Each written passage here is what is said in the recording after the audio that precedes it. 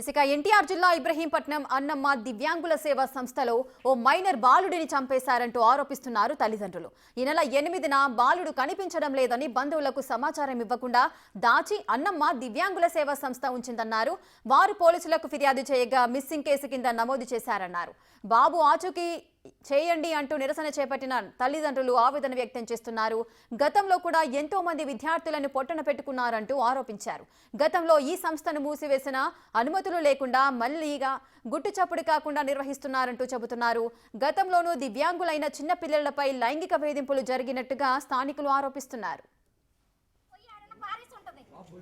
న్యాయం జరగాలి సన్నీ కుటుంబానికి, న్యాయం జరగాలి. ఎత్తికి పట్టుకోవాలి సన్నీని వెంటనే. నేను చూసుకుంటామని అడిగితే కూడా లోపల పోనీట్లేదు.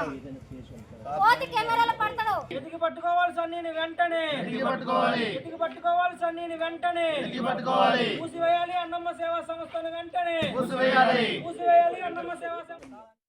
హాస్పిటల్లో జాయిన్ చేయించి మేము వెళ్ళిపోయాం విజయవాడ హాస్పిటల్కి వెళ్తే తెల్లారి ఫోన్ చేసి సన్నీ వచ్చాడా మేడం అంటే వచ్చిందమ్మ.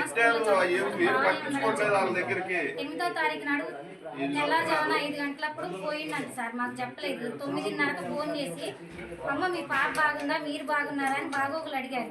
సార్ బాగానే ఉంది మేడం, ఏమైంది మేడం సన్నీ ఏమైనా ఇబ్బంది పెడుతుందా, ఏడుతుందా అంటే లేదమ్మా పైన ఉన్నాడు చదువుకుంటుండో రేపు ఎగ్జామ్గా ప్రిపేర్ అవుతుందా అన్నది.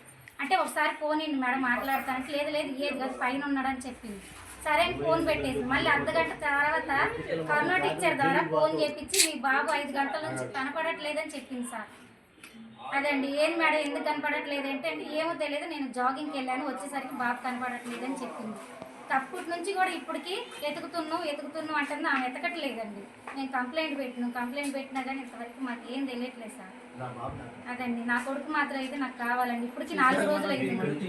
వాళ్ళు చెప్పి 4 రోజులు అవుతుంది కనపడట్లేదని. అంతకుముందు మరి ఏం జరిగిందో వాళ్ళు చంపేసే ఉంటారు సార్ నా కొడుకుని. ఏదో చేసి మేము పైకి వెళ్తాం మాకు చూపించమంటే చూపించట్లేదు. వాడు రూమ్ కూడా సీసీ కెమెరాలో చూపించమంటే అది చూపించట్లేదు. లోపలికి కూడా రాని